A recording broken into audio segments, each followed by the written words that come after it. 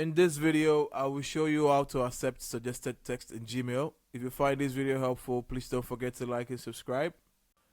Now, first thing I want you to do after logging into your Gmail account is to scroll to the right side of the page, click on this settings icon and go to See All Settings.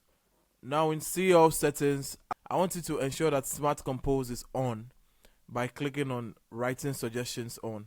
But if you're not being allowed to either choose to turn Smart Compose on or off, you need to come here to Smart Features and you need to turn it on. Then it will allow you to turn on Smart Compose. Now I want you to click on Compose.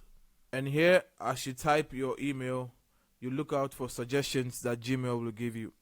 Let's test this out by writing, I hope.